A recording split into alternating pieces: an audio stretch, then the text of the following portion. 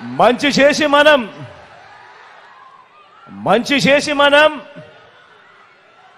జెండాలు జతకట్టి వారు తలబడబోతా ఉన్న ఈ ఎన్నికల్లో ఆ పేదల వ్యతిరేకులను ఓడించి మనం చేస్తున్న ఇంటింటి అభివృద్ధిని సంక్షేమాన్ని కాపాడుకునేందుకు జరుగుతున్న మంచిని కొనసాగించేందుకు మీరంతా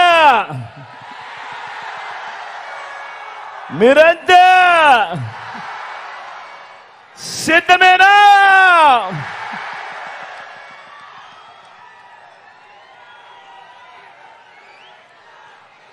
పేదల రాజ్యాన్ని,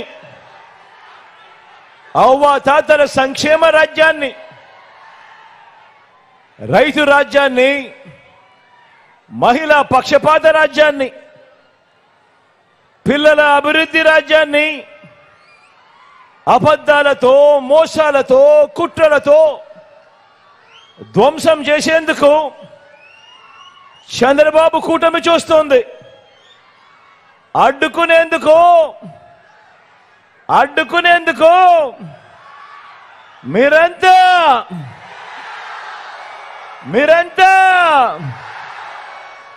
సిద్ధమేనా?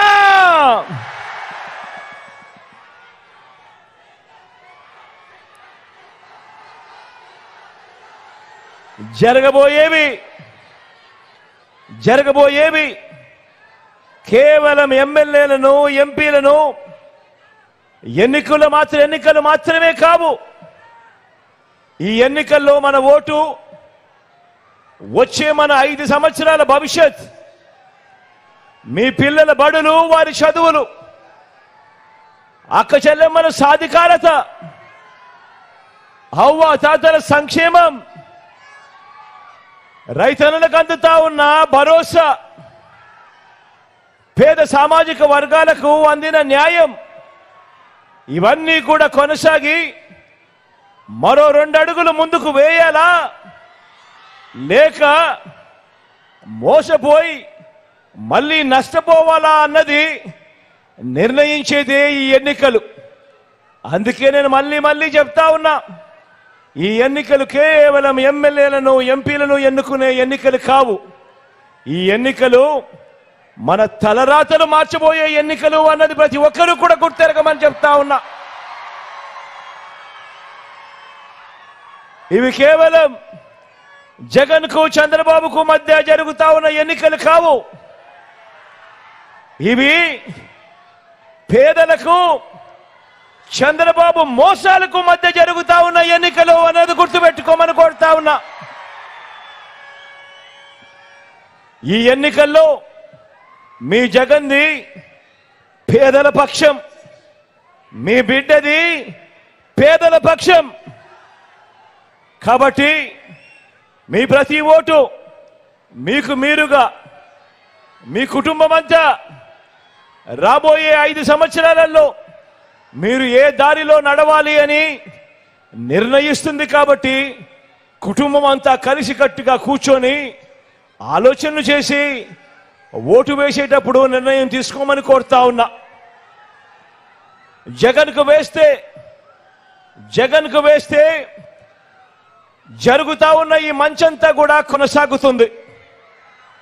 అదే చంద్రబాబుకు వేస్తే పథకాలన్నీ కూడా మునిగిపోతాయి. మళ్ళీ మోసపోవటం, ఇది చరిత్ర చెప్తా ఉన్న సత్యం.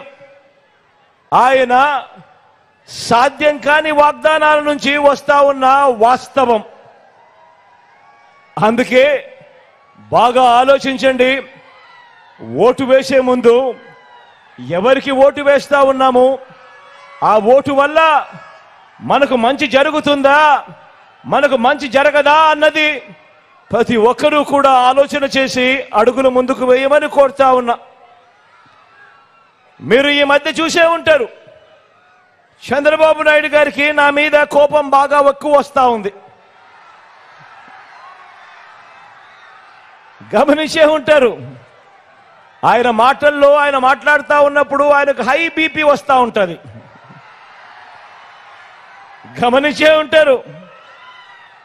ఏవేవో తిడుతూ ఉంటాడు, శాపనార్థాలు పెడతా ఉంటాడు, నాకేదో అయిపోవాలని కూడా అంటూ ఉంటాడు, కోరుకుంటూ ఉంటాడు. రాళ్ళు వేయండి, అంతం చేయండి అని కూడా పిలుపునిస్తా ఉంటాడు ఈ పెద్ద మనిషి.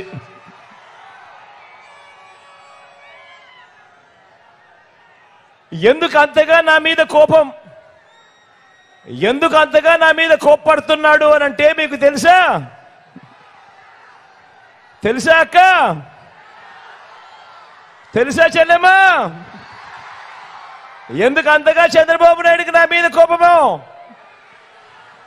ఎందుకంటే నేను చంద్రబాబును అడగకూడని ప్రశ్న అడిగా. అడగకూడని ప్రశ్న చంద్రబాబు నాయుడు గారిని అడిగా. అదేమిటో తెలుసా? బాబు బాబు బాబు బాబు చెరువులో కొంగ మాదిరిగా చేపలను తినేందుకు ఎదురు చూస్తూ ఇంకో పక్క జపం చేస్తా ఉన్నట్టుగా నటిస్తావెందుకయ్యా కొంగ కొంగ జపాలు చేస్తూ అని అడిగా. ఇలా అడగడం తప్ప? అడగడం తప్పవా? అడగడం తప్ప తమ్ముడు?